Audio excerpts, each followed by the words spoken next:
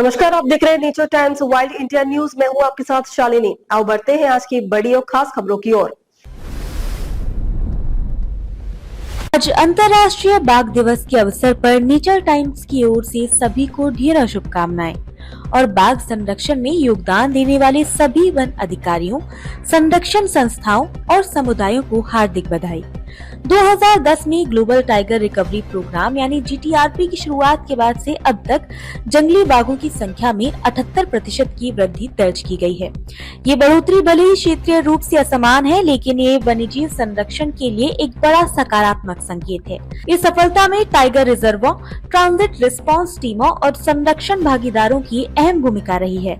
ये दिन हमें याद दिलाता है कि बाघ केवल एक वन्यजीव नहीं, बल्कि भारत की जैव विविधता और सांस्कृतिक विरासत का प्रतीक, और इसे बचाना हमारी साझी जिम्मेदारी है।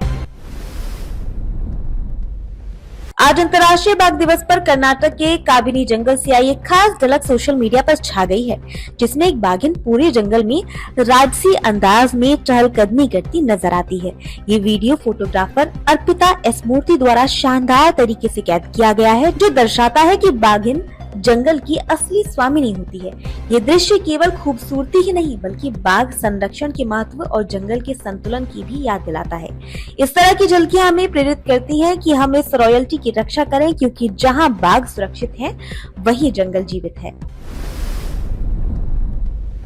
क्या आप जानते हैं कि उड़ीसा के सिमिलीपाल टाइगर रिजर्व में पाए जाते हैं मेलानिस्टिक टाइगर, जिन्हें आम बोलचाल में ब्लैक टाइगर कहा जाता है।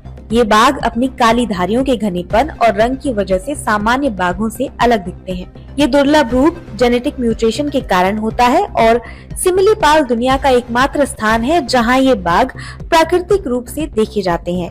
ये प्रकृति की अनोखी कृति है और भारत की जैव विविधता की अद्वितीय पहचान भी। ब्लैक टाइगर संरक्षण के लिए सिमिलीपाल का महत्व वैज्ञानिकों और वन्यजीव प्रेमियों के बीच लगातार बढ़ रहा है। ग्लोबल टाइगर डे के अवसर पर ये याद रखना जरूरी है कि भारत के टाइगर रिजर्व न सिर्फ बाघों बल्कि 500 से अधिक नदियों और जलधाराओं की भी रक्षा करते हैं। ये नदियां करोड़ों लोगों की जल जीवन रेखा है। बाघों को अम्ब्रेला स्पीशीज कहा जाता है, क्योंकि इनके संरक्षण से पूरा पारिस्थितिकी तंत्र सुरक्षित होता है। जंगल, जल, जीव और जन। आज हमें संकल्प लेना चाहिए कि बाघों का संरक्षण केवल वन्य जीव ही नहीं, मानव जीवन की भी रक्षा है। जहाँ बाघ बचे हैं, वहाँ भविष्य भी सुरक्षित है। आज ग्लोबल टाइगर डे पर एक शानदार दृश्य सामने आया, जब सुंदरबन में एक बाघ को बचाव के बाद वापस जंगल में छोड़ा गया। ये केवल एक रेस्क्यू ऑपरेशन नहीं, बल्कि भारत के वन कर्मचारियों की निस्वार्थ सेवा और समर्पण का प्रतीक है। इन्हीं प्रयासों के कारण प्रोजेक्ट टाइगर आज विश्व का सबसे सफल बाघ संरक्षण अभियान बन चुका है। ये घटना हमें याद दिलाती है कि बाघों का संरक्षण ही पूरे पारिस्थितिकी तंत्र की रक्षा है, और इन सच्चे नायकों के बिना ये संभव नहीं था। आज ग्लोबल टाइगर डे पर हम याद करते हैं ओडिशा की प्रसिद्ध बाघिन खैरी को, जो इंसानों के बीच रही, लेकिन उसका जंगल से नाता कभी टूटा नहीं। सिमिलीपाल के जंगलों से आई खैरी की कहानी मानव और वन्यजीव के रिश्तों की दुनिया की सबसे अनोखी मिसालों में से एक मानी जाती है। वह वैज्ञानिक सारथी सारन के साथ रही, मगर उसकी स्वाभाविक जंगली प्रवृत्ति हमेशा जीवित रही। खैरी आज भी हमें सिखाती है कि सच्चा संरक्षण संबंध में है, कब्जे में नहीं। उसकी कहानी आज भी मानव और प्रकृति के बीच संतुलन की प्रेरणा है। ग्लोबल टाइगर डे पर सच्चाई का सामना। शिकार है बाघों के अस्तित्व का सबसे बड़ा खतरा। नस्ल नहीं, पारिस्थितिकी से जुड़ा मुद्दा। आज ग्लोबल टाइगर डे के अवसर पर यह समझना जरूरी है कि भारत में बाघों का शिकार अब भी एक गंभीर इकोलॉजिकल संकट बना हुआ है। ये मुद्दा किसी जाति या समुदाय से नहीं, बल्कि हमारे जंगलों और पूरे पारिस्थितिकी तंत्र के संतुलन से जुड़ा है। हर मारे गए बाघ के साथ जंगल की एक कड़ी टूटती है। पानी, जंगल और जीवों की पूरी श्रृंखला पर असर पड़ता है। अगर हमें बाघ बचाने हैं, तो संरक्षण के साथ साथ शिकारियों के नेटवर्क को खत्म करना होगा। बाघ सिर्फ शिकार नहीं होते, वे जंगल की आत्मा होते हैं। उन्हें बचाना हमारी साझी जिम्मेदारी। हाल के वर्षों में भारत में वन क्षेत्र में निरंतर वृद्धि दर्ज की गई है, जो पर्यावरण के लिए एक सकारात्मक संकेत है।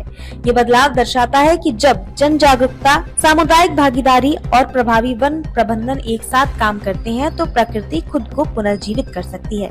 ये वृद्धि न केवल कार्बन अवशोषण में मदद करती है, बल्कि जैव विविधता, वर्षा चक्र और जल स्रोतों के संरक्षण में भी बड़ी भूमिका निभाती है। ग्लोबल टाइगर डे जैसे अवसर हमें याद दिलाते हैं कि जंगल केवल बाघों की गढ़ नहीं, बल्कि हमारे भविष्य की नींव है। उत्तराखंड के नैनीताल क्षेत्र की ऊंची चोटियों पर हाल ही में देखा गया हिमालयन पिट वाइपर, जो दुनिया का सबसे ऊंचाई पर पाया जाने वाला जहरीला सांप है। ये सांप हिमालय की दक्षिणी ढलानों पर लगभग 4900 मीटर तक की ऊंचाई में पाया जाता है।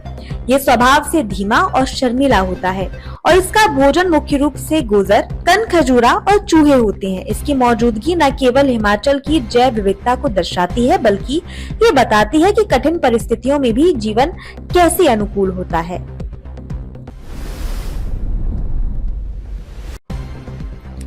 रणथंभौर में आज इंटरनेशनल टाइगर डे के अवसर पर टाइगर फाउंडेशन द्वारा सेव टाइगर्स थीम पर विशाल जागरूकता रैली का आयोजन किया गया। रैली में बड़ी संख्या में स्कूल और कॉलेज के विद्यार्थी, वन्यजीव प्रेमी और युवा संरक्षणकर्ता शामिल हुए। रैली का समापन रणथंभौर रोड स्थित सरस दूध डेयरी पर हुआ, जहां सभी प्रतिभागियों को बाघ संरक्षण की शपथ दिलाई गई। वन्यजीव संरक्षणकर्ता मुकेश सीट ने बताया कि इस आयोजन का उद्देश्य युवाओं को बाघों की घटती संख्या और पारिस्थितिकी संतुलन पर उसके प्रभाव के प्रति जागरूक करना है। ये रैली न केवल एक अभियान थी, बल्कि प्रकृति के प्रति नई पीढ़ी की जिम्मेदारी का प्रतीक भी बनी। ऐसे ही लेटेस्ट अपडेट पाने के लिए हमारे चैनल को लाइक, फॉलो, सब्सक्राइब करें और बेल आइकन दबाना ना भूलें। अगर आप हमें फेसबुक, ट्विटर या इंस्टा के माध्यम से देख रहे हैं तो हमें कमेंट करें। धन्यवाद।